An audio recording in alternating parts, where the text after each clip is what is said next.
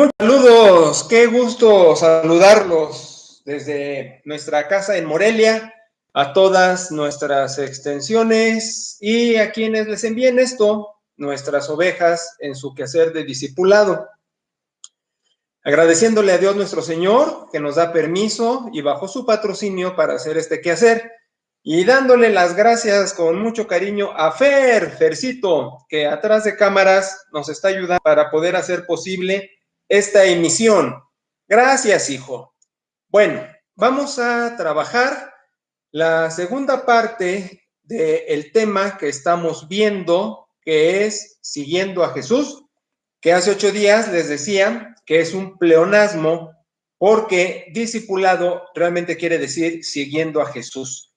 Antes de continuar, y para que no se me olvide, debo comentarles que la próxima transmisión de este discipulado, primeramente Dios, es en 15 días.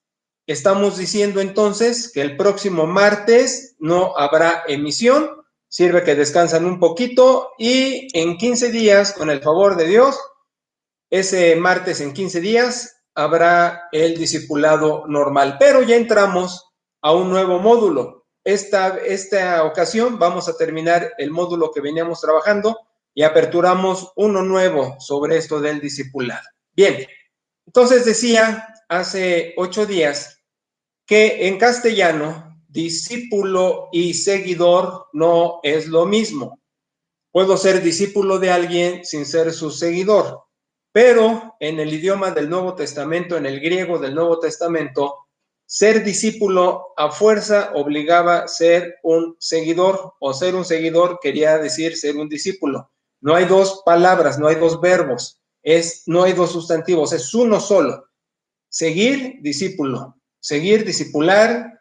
El que sigue es un discípulo, en fin. Entonces, ya quedó claro de que el ser discípulo de Cristo quiere decir que le seguimos. Que ser discípulos míos quiere decir que me siguen, pobrecitos. Pero hablábamos hace 8 días de la perfectibilidad del colaborador, de donde no se sigue un ideal, que luego la ficción es seguir un ideal y por eso los descalabros y las decepciones, sino una persona auténticamente comprometida que muestra su crecimiento y que reconoce sus errores, admite sus fallas y está dispuesto a superarlas. Ese es el sentido del discipulado. Y eso, aunque parece obvio, es una cuestión no tan tratada en la vida de las iglesias. Por eso es fácil la deserción en base a decepción y en base a desencuentros con liderazgo o colaboradores, de donde no se ve lo que se supone que el otro debe mostrar. Pero aquí está la otra, ¿verdad? Que el otro no está mostrando algo auténtico, sino que ha venido caracterizando por la simple cuestión de que se maneja esto de manera superficial. Porque ya lo advertí, no es fácil seguir a una persona auténtica porque nos gustan los cartabones, nos gustan las caracterizaciones. Recuerdo al obispo anglicano que era parte de nuestro grupo ecuménico en Jalapa, el EPAS, Espacio Ecuménico para la Acción Social, que cuando yo hablaba de estas cosas, él insistía en la necesidad de caracterizar, porque la gente lo que quiere ver son santos, entre comillas, y yo insistí, pero eso es una caracterización. Si tú eres de esa personalidad, adelante, pero si la estás fingiendo, entonces no es válido. Haciendo ver también que la espiritualidad no es esa fotografía que se ha vendido y que se ha comprado muy bien de una persona especial y que camina arriba del piso y que es todo bondad. Ya he señalado que eso tiene que ver más con el temperamento de la persona y he hecho ver que el Cristo histórico no tenía nada de esos moldes. Es más, insisto que si el Jesús del Nuevo Testamento entra a una iglesia convencional, lo sacan por su lenguaje, por su actuación, por sus relaciones, por su vestimenta, por su manera de ver la fe, por antagonizar el status quo religioso diciendo, les habían dicho, pero yo les digo, diciendo, el vino nuevo se echa en vasijas nuevas, mi enseñanza nueva, fresca, etcétera. Entonces, ese es el asunto. hemos tenido una tergiversación extraordinaria de lo que es la espiritualidad. Y por eso se caracteriza, y por eso se anda con las manitas así, con un lenguaje de hermanos, los quiero mucho y no sufro calor, ni frío, ni me enojo, me incomodo. Y eso no es la espiritualidad, eso es un personaje, eso es parecer discípulo, no es serlo, y el chiste del Nuevo Testamento es ser discípulos. Por otro lado, estoy insistiendo que no tampoco se trata de ser un cínico que se expresa de una manera arbitraria y natural, sino que es una persona auténtica que muestra su compromiso con las verdades bíblicas, es decir, está casado con caminar para servir al Señor, para cumplir su voluntad, para aplicar las verdades bíblicas y los principios bíblicos. Eso es la espiritualidad. Entonces se puede ser tan espiritual como la persona sea en su personalidad, pero no confundir esto con una caracterización. Hay gente que es muy bondadosa, que es muy cálida y no es nada espiritual, no tiene nada de compromiso con Cristo porque así es su temperamento.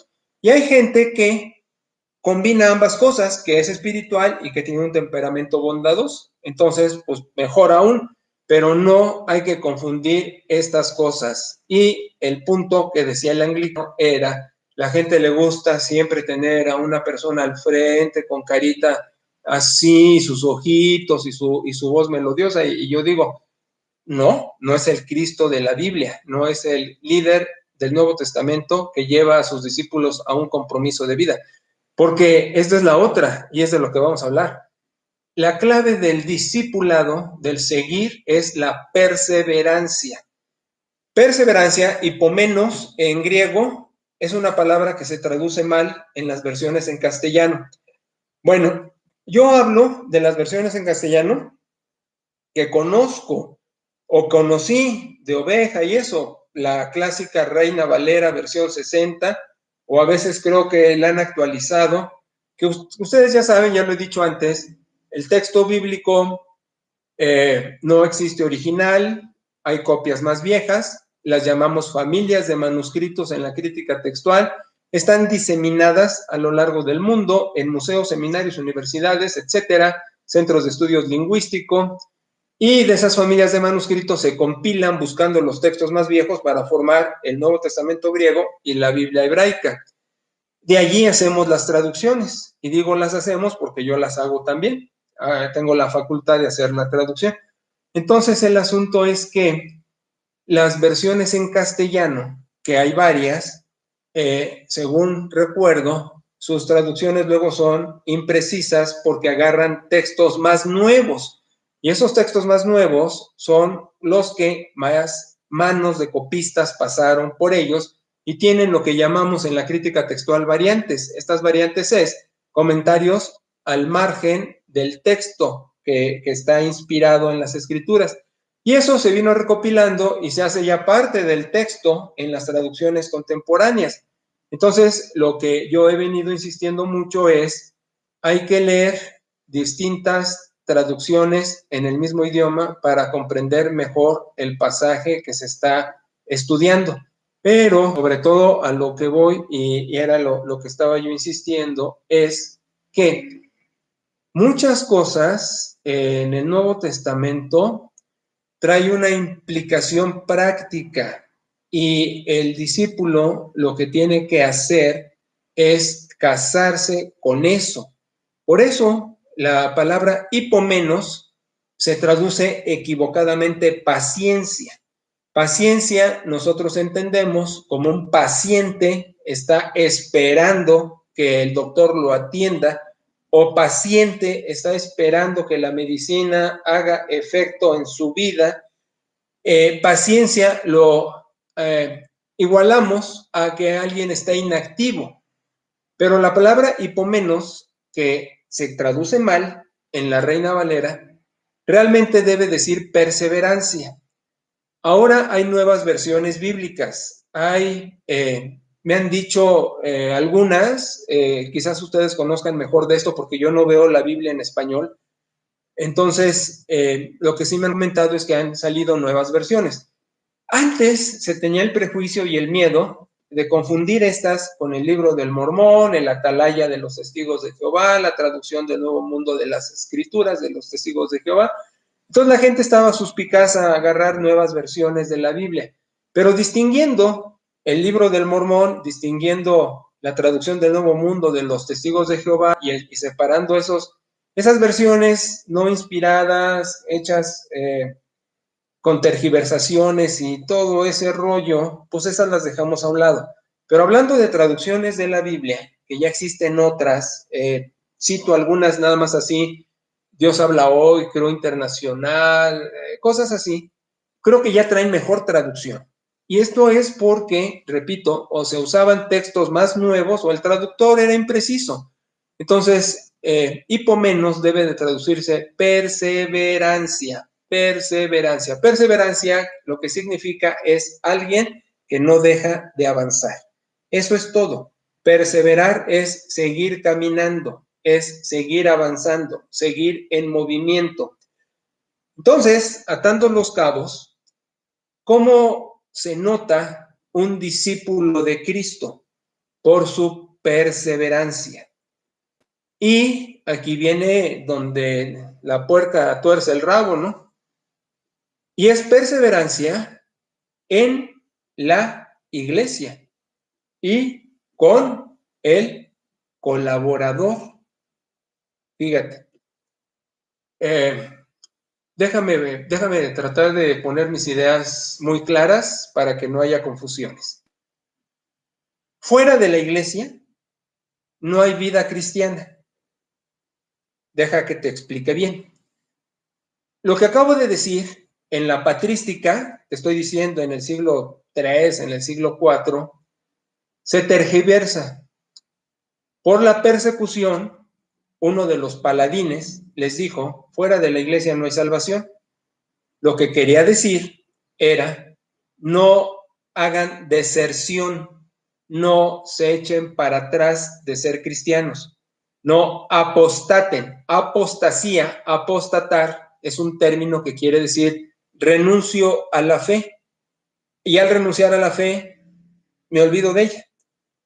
Como eran tiempos de persecución, los paladines les decían a la gente, fuera de la iglesia no hay salvación, y de eso se entiende después como que la iglesia salva. Y es una tergiversación al Nuevo Testamento que nos dice que el que salva es Jesucristo. Y salva por poner nuestra fe en Él como el que expía nuestros pecados. Por Él es la expiación. Expiación quiere decir castigo. Y Él es el castigado por nuestras faltas, pecados. Por eso al morir en la cruz, nosotros tenemos la facultad de creer que paga en nuestro lugar y ya no tenemos culpa. Entonces, si el que salva es Cristo, la tergiversación de que la iglesia salva se dio porque se dijo, fuera de la iglesia no hay salvación, pero era para advertir, no se rajen de ser cristianos, permanezcan con la iglesia, aunque significara la muerte. Hoy no necesariamente significa la muerte apartarse de la iglesia, la muerte del individuo, pero sí la muerte moral, porque estar en la iglesia a lo mejor se quema porque es el aleluya, es el hermanito, es el persinado, es el que está en estas cosas. Bien, entonces, cuando yo digo, fuera de la iglesia no hay vida cristiana, estoy diciendo algo similar a lo que se dijo en la patrística, pero lo estoy tratando de componer para que no se confunda que la iglesia es la que salva porque Cristo es el que salva. Sin embargo, nos salva Cristo para pertenecer a una comunidad, a un sujeto colectivo. Esta es la otra cara de la moneda. La moneda, como águila y sol, trae de un lado, Jesucristo te salva si crees en Él, que muere en la cruz en tu lugar, pero del otro lado trae y es el Señor de tu vida. Y ser el Señor de tu vida significa aceptar que nos ha hecho formar parte de un sujeto colectivo, de una congregación. Esta congregación, el apóstol Pablo la llama el cuerpo de Cristo. Y algo muy notorio en teología es que no dice que se parezca a la iglesia al cuerpo de Cristo, sino dice que es literal el cuerpo de Cristo. Te estoy diciendo, como hace casi 2000 años el Hijo de Dios se encarna y ministra en el planeta, hoy día la iglesia es la nueva encarnación de Cristo. Entiéndeme, cuando el Espíritu Santo mora en la iglesia, en la congregación, en cada uno de los creyentes y en la suma de los creyentes, esto es para que la iglesia, como el cuerpo de Cristo, continúe con el ministerio que tuvo Jesús cuando estuvo encarnado. Es decir, proclamar las buenas nuevas de salvación y los 5 propósitos que mencioné la semana pasada. Entonces, estamos diciendo que la iglesia es el único contexto espiritual en el mundo. Es el único espacio de la vida cristiana. Ojo, no estoy diciendo que el cristianismo solo se viva en la iglesia. No, estoy diciendo, el cristiano en su vida profana, en su vida secular, aunque no me gustan esos términos, porque el creyente es creyente completo, le decimos un cristiano integral, por eso es un discípulo integral, es decir, no nos ponemos el uniforme cristiano los domingos y en la iglesia y el lunes me lo quito y ya estoy en mis actividades. No, la persona es un ser integral, completo, pero usamos profano y secular para distinguir actividad de culto, actividad de iglesia, actividad espiritual o actividad de estudio, de trabajo, de deporte, de vecindario. Pero es con ese fin, no es porque la gente se quite lo cristiano. Entonces, en las actividades seculares, el creyente también vive su cristianismo. Lo vive diciendo con palabras: Cristo ama, Cristo perdona, Cristo murió en la cruz, Cristo te quiere salvar, Cristo quiere entrar a tu corazón. Y también con su actuación, sus hechos, su manera de vivir, avala lo que fue su discurso. Y así, en escuela, en trabajo, en vecindario, en deportivo, el creyente vive también su vida cristiana. ¿Ok? Ahora, ¿a qué me refiero cuando digo que la iglesia es el único contexto de la vida cristiana? Estoy diciendo que de allí parte todo. Estoy diciendo, allí se nutre todo. Estoy diciendo, es el centro de operaciones. Vamos a imaginarlo así. Si es una guerra, la iglesia es el cuartel y los soldados salen a la trinchera a pelear la guerra. La trinchera es nuestras actividades fuera de iglesia y la iglesia es el cuartel. Entonces, se requiere el cuartel. Es que hay un error de creer que puedo ser seguidor de Cristo sin iglesia. Eso no es posible. No lo es tanto como si se cortara tu mano y tu mano hiciera vida aparte del cuerpo. No es posible. Bueno, solamente con los locos Adams, dedos, ¿no? Hacía su vida aparte de los locos Adams. Pero eso es un juego, una caricatura. Nadie puede desmembrarse y vivir sus miembros fuera del cuerpo. Por eso, el Nuevo Testamento llama a la iglesia el cuerpo de Cristo y dice que somos miembros los unos de los otros. Y dice que estamos hechos, y Pablo se aventura más en la carta a Colosenses al decir, seguimos haciendo lo que le faltó a Cristo.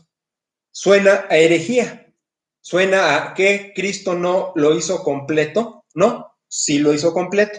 Su muerte, su resurrección es suficiente, completa, consumado es, como él mismo dijo. Pero ¿a qué se refiere el apóstol Pablo con esto de hacemos lo que le faltó a Cristo?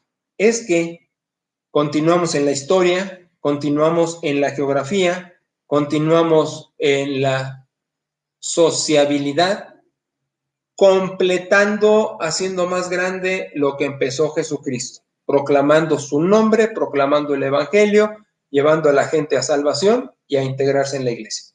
Por eso dije hace 8 días, los propósitos de la iglesia y el de testimonio se cumplen en la iglesia, de tal manera que si yo gano a una persona para Cristo, como le decimos, no nada más me quedo con que ya creyó en el Señor, sino tengo que integrarla a que adore, a que se hermane, a que madure, a que sirva y a que gane a otro. Es decir, como los búlgaros del yogur, cuando los estás exprimiendo y se hacen más búlgaros, la idea del cuerpo de Cristo es esa expansión numérica, pero cualitativa. Por eso es importantísimo el discipulado. Alguna vez mencioné, crecer por crecer es como un macho que tenga muchos hijos en muchos lados. Si no los cuida, si no los alimenta, si no los educa, no está bien. Al revés, hace mucho daño. Entonces aquí lo que decimos es, ¿para qué se multiplica el cristiano si no está formando a la gente que creyó? Entonces es todo un ciclo y por eso la iglesia es cardinal. Es el único contexto de vida cristiana porque ahí se dan los propósitos que quiere Dios para la misma y en ese desarrollo es el cuartel que fortalece, alimenta, habilita para la guerra, en un sentido figurado, de conquistar el mundo, ¿verdad? Con el evangelio. Pero cuando digo la perseverancia, es ahí donde el asunto se vuelve un poco complicado en ocasiones, porque la iglesia está compuesta por personas. La iglesia es una organización divino-humana, como Jesús, Dios hombre, hombre Dios, hombre, todo Dios, pero la iglesia está en un camino de perfectibilidad, porque es una institución divino-humana. Mora el Espíritu Santo, está presente el Paráclito en la vida de los congregantes, pero los congregantes no dejan de ser personas falibles. Por eso mi insistencia de la necesidad de ser auténtico. Si no, hay mucha caracterización y favorece más las deserciones y la apostasía. Porque cuando nos entendemos y decimos, no vamos a parecer, no vamos a jugar, no vamos a simular ser discípulos, sino lo vamos a hacer admitiendo que somos pecadores, que somos falibles, pero que estamos comprometidos. Es decir, que aunque tengamos errores, vamos a superarlos, vamos a luchar contra ellos, vamos a rectificar, a pedir perdón, a restaurarnos, pues vamos a salir adelante. Pero cuando eso no se acepta, entonces no se puede pedir perdón, no se puede pedir una restauración, no se puede pedir una reconciliación. Y fíjate qué importante es, yo mencionaba que al pastor que yo tuve cuando era oveja, cuando era chavo, ni siquiera lo oí toser al cuate, jamás pidió una disculpa, jamás admitió un error y tenía bastantes. Nada más por mencionar uno que hizo mucho daño, su informalidad. Un tipo sumamente informal, impuntual, no cumplía lo que ofrecía, tenía esas carencias. Ahora, el que no las admitiera él hizo que muchos tuviéramos desencuentros. Si hubiera admitido, oigan, ¿saben qué? Soy un tipo informal, voy a luchar con eso, ayúdenme, etcétera, hubiera sido muy diferente. Pero con la fantasía de que el pastor es infalible, pues hizo daño a él, hizo daño a muchos.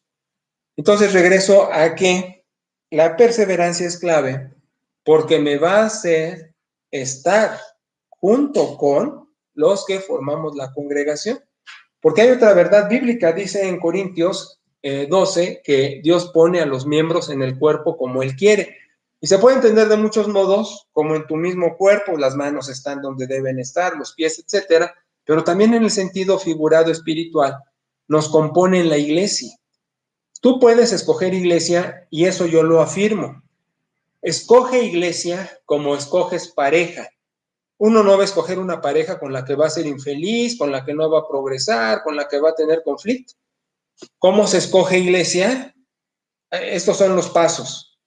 En oración, con una asistencia bimestral, con una observación del liderazgo de los colaboradores, de lo que se proclama, de lo que se enseña, qué tan formal, fuerte, qué tan pajero, qué tan superficial, y sobre todo lo que digo, qué tan auténticos son y comprometidos, o si están disfrazados de y caracterizan papeles. Y cada quien puede escoger. Mencionaba la otra vez que hay gente que escoge caracterizar, porque a él le encanta, pues hay que se quede. Pero el que realmente quiere progresar, quiere superar, madurar en su vida, pues escogerá una iglesia que le dé el desafío.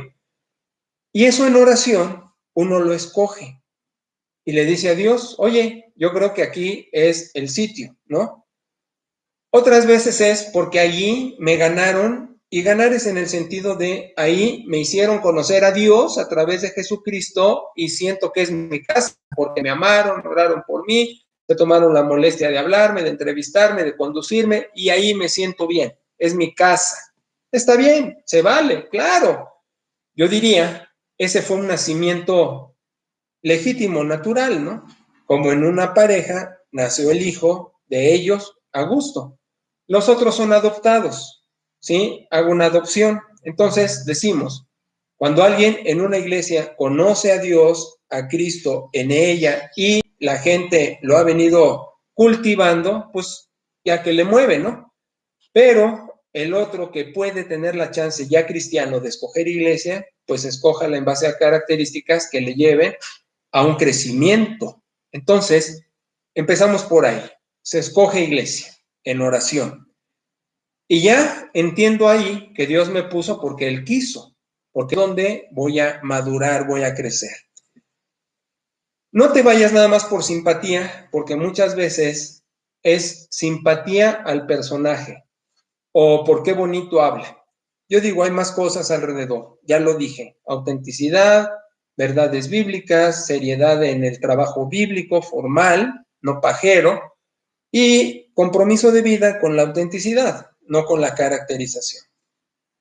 Y ya allí, de lo que se trata es de perseverar. ¿Por qué? Porque sí va a haber desencuentros. Decía, la iglesia está formada por personas falibles. Y es evidente que no todos tenemos la misma motivación, aunque debería de ser así, o aunque aparentemente sea así, no todos tenemos la misma motivación en nuestro discipulado. Como en todo, hay gente de vanguardia que está en la primera fila. Hay gente de menos pasión y puedo entenderlo, por ejemplo, el clásico sujeto que entre semana está de sol a foco, ocupado, ganando el pan, y con tráfico y con calor, llega a casa y lo último que quiere es una reunión de iglesia. Quiere olvidarse, descansar, refrescarse, muchas cosas, ¿no? O igual, si en una reunión presencial hay varias actividades, pues va a escoger una, porque no va a tener tiempo en la semana de hacer otras cosas y tiene que aprovechar el domingo. Entonces va al súper, hacia la casa, en fin. Entonces, no se puede juzgar a todas las personas con la misma medida, con la misma vara, ¿verdad? Sino hay que tener también la pastoral y la comprensión de que habrá algunos en primera línea y habrá otros más rezagados por circunstancias ajenas a su voluntad. Pero va a haber otros que, pudiendo estar en avanzada, son mediocres. Y así se dice porque así se llama. Y esa mediocridad hace que no quieran despegar más allá. Están conformes. Allí hay un riesgo. El riesgo es este. Dice el apóstol Pablo en Romanos capítulo 7 que hay una ley espiritual que trabaja en nosotros. La comparo con la ley de la gravedad. La ley de la gravedad dice que el centro de la Tierra atrae los objetos hacia ella, por eso caen. ¿Sí? Bueno, algo así, ley newtoniana de Newton, ¿no? La ley de la gravedad. Todos los objetos tienen que caer por definición. ¿Por qué no caen? Porque hay una fuerza que contrarresta la ley de gravedad. No la anulo, esta sigue existiendo, pero hago una fuerza contraria. Bien, la ley espiritual a la que se refiere el apóstol Pablo es, por nosotros, como si fuera ley de gravedad, estaríamos cayendo constantemente en pecado, porque es lo natural, es lo natural. Somos pecadores, estamos en un mundo caído, rodeados de estímulos pecaminosos, lo evidente es caer. Caer me refiero a pecar, faltar, equivocarnos, portarnos mal, pensar mal, sentir mal. Entonces, la dinámica en la iglesia del discipulado nos obliga a estar siempre peleando, moviendo las piernas para subir. Te lo ilustro así, como en los grandes almacenes, las escaleras eléctricas, unas suben y otras bajan. Haz de cuenta que en las escaleras que bajan, nosotros nos paramos. Evidentemente nos va a bajar. Y si tú puedes, en las escaleras que bajan, estar subiendo, te vas a dar cuenta de dos cosas. Una, o te mantienes en el mismo sitio, porque estas bajan, pero tú estás moviéndote, o si eres ágil, vas a poder subir aunque las escaleras bajen. Así es esto en la vida espiritual.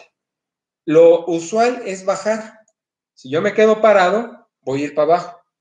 Si me muevo un poco, permanezco en el mismo lugar, porque las escaleras siguen bajando, pero yo permanezco en el mismo lugar. Pero si soy ágil, subo a pesar de que baje.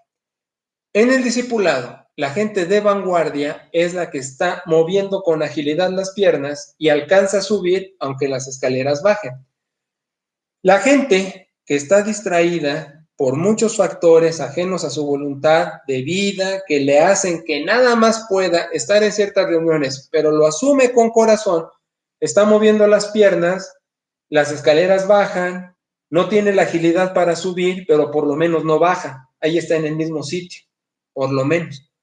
Pero el flojo, el mediocre, el que dice yo voy a la iglesia y los compromisos de vida y las verdades bíblicas y lo que enseña el paz y las transmisiones las tomo a la ligera, ese cae. Y es la persona que normalmente cae en pecados recurrentes, no tiene victoria en su vida, anda apesadumbrado, melancólico, depresivo, triste, el gozo de salvación no lo expresa tanto, la presencia de Dios no la disfruta tanto, tiene crisis de fe, vive con temor, con ansiedad. Ahí está el punto.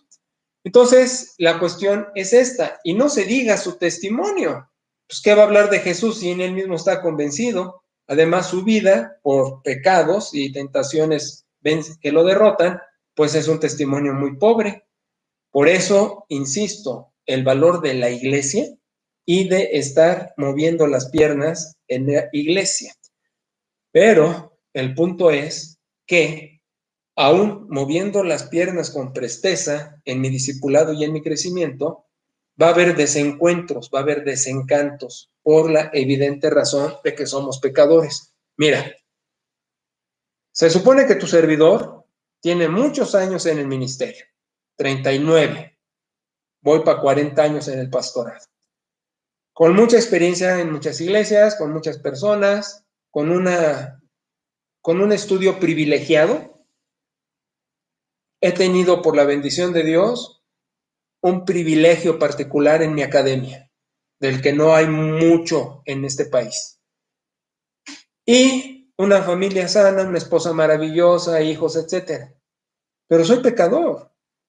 Voy a cometer errores, voy a cometer faltas. ¿Qué hago? Lo admito, lo confieso, le digo a Dios, sí, Señor, aquí metí la pata. Enmiendo, pidiendo perdón y rectificando. Y si fue falta a una persona, si fue al grupo, manifiesto mi arrepentimiento y pido perdón con sinceridad y busco enmendar. Pero falto. Ahora, no te digo, es intencional, lo hago adrede, no, pues se me escapa. Tiene mucho que ya no, pero por ejemplo el tráfico era un problema para mí. la impaciencia con un conductor torpe o de mal manejo. Y sí, tuve mal testimonio de ofensa y de grito.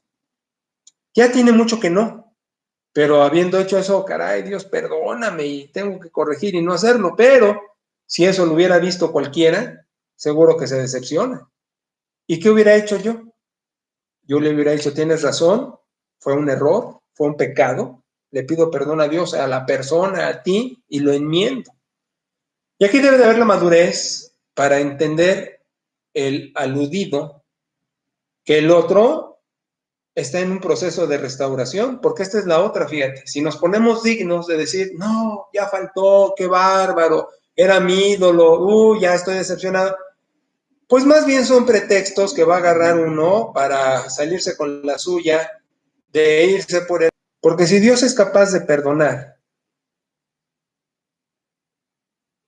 ok, si Dios no es capaz de perdóname, es que salió un letrerito y me distrajo, pero ya, estoy diciendo, si Dios es capaz de perdonar, de restaurar al individuo y de decirle, seguimos para adelante, pues nosotros también.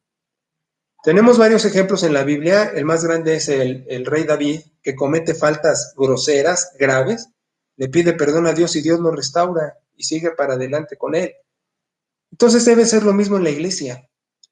Ahora, si la persona pide perdón superficial y recae en esos errores, entonces no fue un arrepentimiento, fue un remordimiento y quiere quedar bien pidiendo perdón, pero por la recurrencia de sus faltas lo vamos a notar. Lo otro es, si se equivoca, si pide perdón, si hay una enmienda, si está corrigiendo, pues entonces seguimos para adelante. ¿Me explico?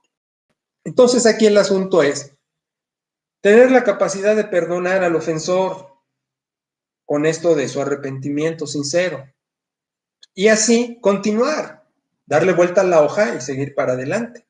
No guardarlo en la listita de pendientes y volverlo a sacar después, sino simplemente continuar, como es lo que hace Dios. Dios dice, tus faltas, cuando te arrepientes y corriges, las boto al fondo del mar. O si eran oscuras, las hago blancas, no hay bronca. Igual debe de pasar con nosotros. Pero aquí viene la madurez para la perseverancia. El individuo debe de admitir que sí hay faltas, que corregimos, que enmendamos y que seguimos para adelante. Y esa es la perseverancia, no la deserción, que en teología le decimos apostasía, y no la decepción, que en teología le decimos un desencuentro con la persona, porque ha quedado claro y lo he explicado. Ser discípulo de Jesús quiere decir ser discípulo del que va antes que tú. Te estoy diciendo, la iglesia Linaje son mis discípulos. ¿Por qué? Porque voy antes que ellos en el camino con Cristo. Vamos, son como escalafones, no por jerarquía de superioridad, sino por responsabilidad. Por eso dice la Escritura, a unos puso Dios así, a otros así y a otros así, para la edificación del cuerpo. Ahí estamos los pastores maestros. Entonces, yo sigo a Cristo, tú me sigues a mí, ambos estamos siguiendo a Cristo. Si tú discipulas a alguien, te seguirá a ti, que me seguirá a mí, porque estamos siguiendo a Cristo. Y la iglesia lleva una línea.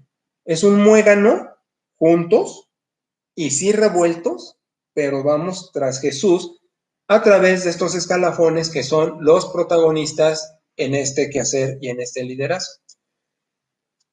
Tengo que usar la palabra liderazgo, realmente no me gusta, pero para ejemplificarlo mejor.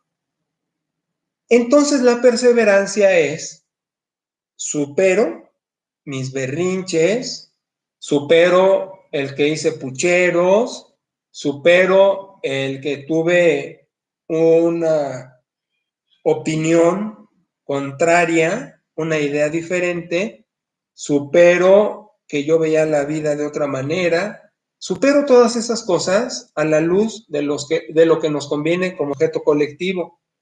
Aquí entramos a esta dificultad. Mira, la iglesia, compuesta por personas, unas han sido ganadas para Cristo en nuestro quehacer, Entonces, te digo, es muy fácil con ellos, pues sí, estar tomando y comiendo toda la verdad que estamos mostrando. Pero quienes vienen de otras congregaciones y tienen antigüedad y otros liderazgos, pues ya traen otras ideas, que es contra lo que estamos combatiendo. En esta reeducación, estamos poniendo muchos puntos en las IES de cosas muy tergiversadas, como la misma Biblia Reina Valera 60, que tengo los elementos académicos para mostrar sus deficiencias y por qué corregimos la traducción. Pues así hay un montón de cosas en la vida de las iglesias que se vienen arrastrando de inercia, por costumbre, por tradición, aunque la palabra tradición no es mala, ¿eh? Siempre hay que tener tradición, nada más que esta se actualiza, es como la ropa, no me he visto como hace 2 siglos, me he visto como el presente, pero tengo que estar cubierto, la tradición es legítima, solo hay que actualizarla. Aquí el punto es que muchas cosas han venido con una inercia sin tanto contenido, a pesar de que fueron buenas personas, de que fueron buenos hombres quienes nos llevaron a Dios y nos dieron instrucción, como el que mencioné, mi pastor, de chavo, era un buen hombre, pero equivocado con la idea de que creía que podía fallar. Aquí es al revés, aquí decimos, somos falibles y estamos en el compromiso de crecer. Entonces, a lo que hablo es, la gente trae un montón de ideas de aquí, de allá, de acullá, y la amalgama para hacer muégano en un discipulado, pues tiene su dificultad porque tienen que reeducarse. Y reeducarse es quitarles todos los vicios que traen y ponerles nuevos vicios, nuevas verdades, nueva manera de ver la Biblia. Lo hizo Cristo. Cristo cuando estuvo aquí les dijo, oyeron que se les dijo, la ley, los judíos, el Talmud, ahora yo les digo. Pues por eso lo crucificaron. Llega Jesús y les dice, traigo enseñanza nueva, vino nuevo que hay que poner en almacén nuevo porque si no se va a romper. ¿Cuál fue su lucha contra fariseos, escribas, todos esos? Pues eso, que veían la fe con una manera muy dogmática, muy cerrada, y Cristo vino a abrirlo. Lo mismo pasa con el apóstol Pablo. El apóstol Pablo continúa haciendo teología de los testimonios de fe en los evangelios, y entonces rediseña todo. Las fiestas judías las cambia, se quita la Pascua, se toma la comida agapí, la cena del Señor, comida comunitaria, quita la circuncisión, o sea, imagínate, la circuncisión, la señal del pacto de los judíos, se las tumba. O sea, todo visionario, todo progresista, todo pensador comprometido con Dios y sus verdades, va a sufrir porque el mundo está lleno de inercias y de tradiciones y de costumbres obsoletas. Y eso me está pasando igual. Siempre me ha pasado en mis congregaciones. Vengo a quitarles las telarañas de información imprecisa, de tradición incorrecta, de manera de ver la fe prejuiciada. Y no es fácil porque la gente, como ha quedado con las caracterizaciones y las ama, pues llega alguien y les dice hay que ser auténticos, comprometidos, y mira, la Reina Valera se equivoca acá, la mejor versión es esta, mira, hay que interpretar el pasaje así, la vida se vive así, bla, bla, bla, pues se quedan así. Y sobre todo que me presento fresco, auténtico, y no, hermanos, que Dios les bendiga, el Espíritu Santo los acompañe, todo acá. Y entonces, pues sí, son choques a sus ideas. Pero bueno, cada quien juzga y ve el valor a través de los resultados, precisamente con la efectividad y el compromiso con las escrituras. Bueno, hasta aquí por hoy. Primero Dios, en 15 días y continuamos con un nuevo módulo. Muchas gracias por su paciencia. Cualquier duda, con mucho gusto, háganmela saber a través de el medio que tenemos como iglesia, o si te envía esto a alguien de la iglesia, plantéasela a él y yo con mucho gusto participo. Es un placer. Otra vez, muchas gracias, Fer. Gracias a todos. Bendiciones y afortunado día para todos.